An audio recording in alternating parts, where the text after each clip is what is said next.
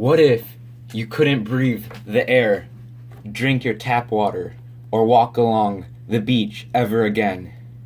Many people in our nation, not even outside, have to deal with the bruises of these injustices. Though capitalism expects us to live for our own like greedy goblins, is it not only fair that we have equality and justice for all? People have to deal with these issues, and more will be. We have to work as a family to fix these issues. I will not watch the people be poisoned by the impurities in Flint, Michigan. I will not watch the Dakota Access Pipeline bring horrid climate change. I will not watch the coal we burn suffocate our wildlife. Where do we stop these issues, you may ask? We have to look how we can fix these issues, not how to look for someone to blame it on. Take Trump in one hand and our environment in the other. The two are like mortal enemies because Trump is taking down ways we try to protect the environment, such as taking down the Environmental Protection Agency.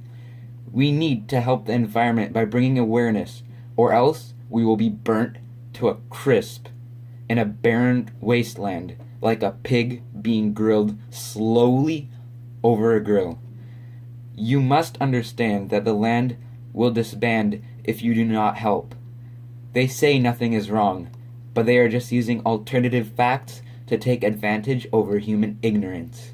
We could choose the decision of either destruction or duty. I tell you what protection means. Protection means we guide Trump in the right direction. Protection means that we create wind and water mills instead of using fossil fuels and coal. Protection means upholding intergenerational equity. You might think I am too extreme, but extreme is what will be of our nation, which will be extremely destroyed if we do not help extremely. I don't care if you think that I am wrong.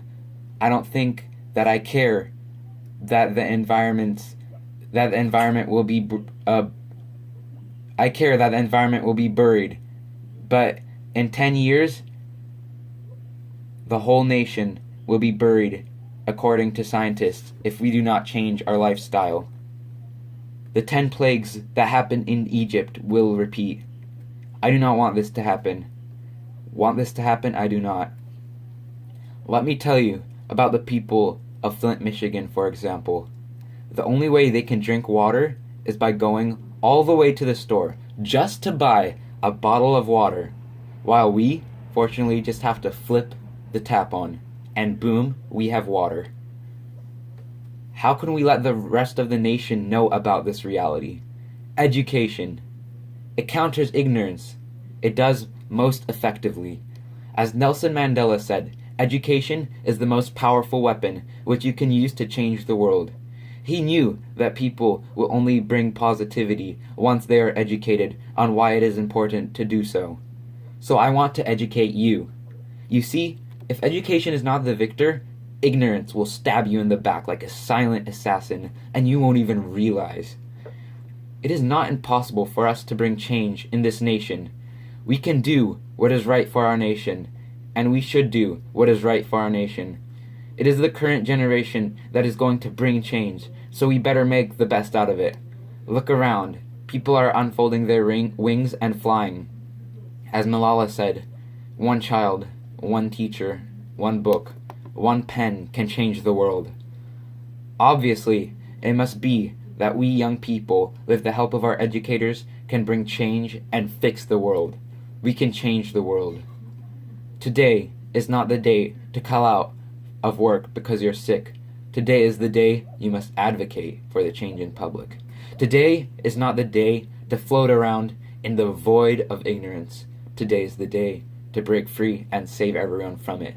Today is not the day to sit around doing nothing, but it is the day we must start something. We cannot keep being idle, even though Earth's welfare check pays us enough to lead normal lives. Soon, the money will end up being dried up, just like a dried up well. Do you not realize sitting around and doing nothing is causing death in the environment? It is an alternative fact that if we sit idle, the dark ages will pass over us and all will be well. No, oh no, that is false. The fact is, once we destroy it, it destroys us and will not come back, no matter what. Take reefs. When we break these architectural pieces of heaven, they grow back only 0.3 to 8 centimeters a year.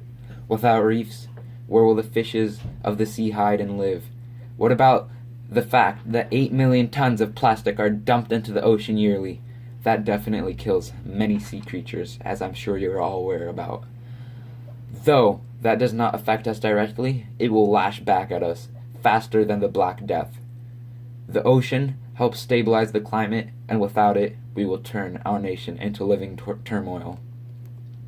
I understand that people don't understand what's going on, but I don't understand why people don't take action when they are aware. I misunderstand how one can neglect the land of the free with the decree that we must protect it. We have to keep the change going and get the momentum to increase a greater number, like a powerful avalanche that resists end. We cannot clean up some trash for a day, get a reward, and call it a day. It should be that you continue on and leave a legacy. Nobel Peace Prize winners don't take their prize and doze off for the rest of their lives. The Nobel Peace Prize is not awarded for what one has done, but hopefully for what one will do, as stated by Betty Williams. Trees for cities is something we can work with now. EPA is something we can work with now. Local green clubs is something we can work with now. My dream is that the world will be a place of beauty and everyone will have equal rights to living in a utopia, regardless of their location. Do not wonder what people can do for you to save the environment, but how you can be the change. Thank you.